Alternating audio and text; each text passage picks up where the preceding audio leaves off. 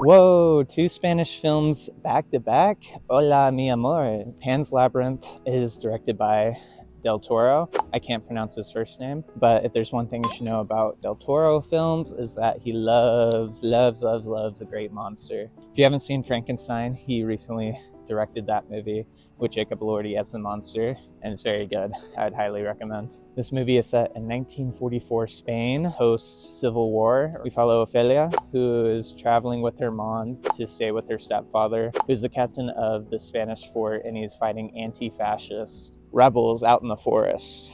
At this fort, there is a labyrinth that contains a magical creature known as a faun. Ophelia goes into this labyrinth, and the faun tells her that she is actually the daughter of the king of the underworld, and she needs to complete 3 tasks in order to be immortalized and join her father in the underworld.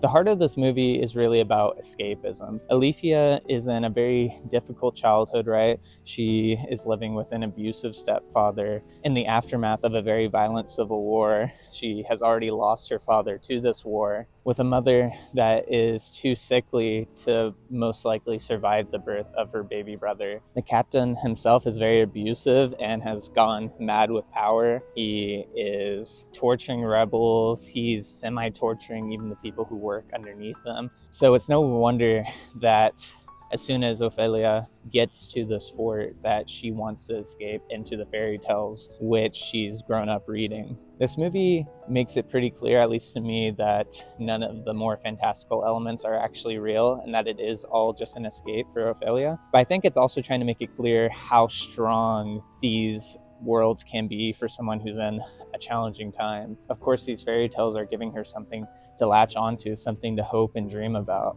I think the main theme that I got out of this movie is in troubling times, maybe the best thing you can do is try to escape the cruel reality and go into a more fantastical world, which can be books, movies, songs, just anything that takes your mind off of the reality you live in.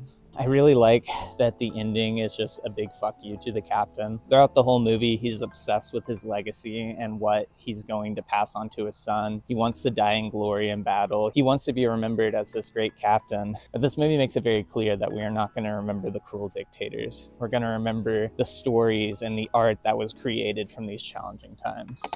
A 4 out of 5 for me. It's very solid, and it has the best costumes and monsters in the game. Bye.